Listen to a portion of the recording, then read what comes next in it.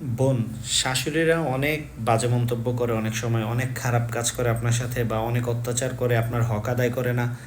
আপনার কথা পাড়া প্রতিবেশীর কাছে আপনার নামে খারাপ কথা বলে, আপনার হাজবেন্ডের কাছে আপনার বা তার ছেলের কাছে আপনার নামে আপনি যেটা করেন না সেটাও তারা বাড়িয়ে বাড়িয়ে বলে।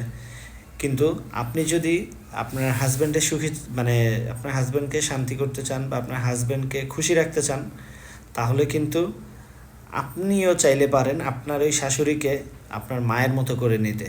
যদি আপনি আপনার মায়ের মতো করে আপনার শাশুড়িকে নেন, তাহলে কিন্তু ঘরে এই ধরনের কোনো অশান্তি আর হয় না। এবং কি আপনার যে হাজব্যান্ড আছে বা আপনার স্বামী যিনি আছে, তিনিও কিন্তু সারাদিন অনেক বাহিরে অনেক পরিশ্রম করে আসে, সেও ঘরে এসে আর এই রকমটা হয় না। তাই প্রতিটা বোনদের উচিত হবে, আপনার শাশুড়ি ভুল করবেই, অন্যায় করবেই, কারণ তারা বৃদ্ধ। আপনি যখন বৃদ্ধ হবেন, আপনিও একসময় এরকমটা ভুল করবেন।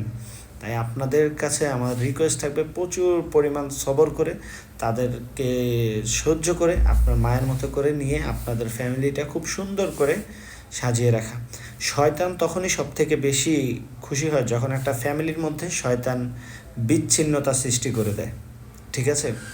তাই সবাইকে নিয়ে আপনি চাইবেন, আপনার পিতামাতাকে এবং আপনার হাজব্যান্ডের পিতামাতাকে, আপনার শ্বশুর শাশুড়িকে, সবাইকে নিয়ে আপনি চাইবেন যে ভালোভাবে সুখে শান্তিতে বসবাস করার। যদি তারা কোনো ভুল করে, তাদেরকে আপনি অবশ্যই ক্ষমা করে দিবেন এবং তাদের প্রতি সবর করবেন। তাহলে আপনার যে ছেলের বউ হবে বা ভবিষ্যতে আপনার যে ছেলে হবে, ওই ছেলের যে বউ আসবে, সেও দেখবেন আপনার সাথে ঠিক এরকমই আচরণটা করছে।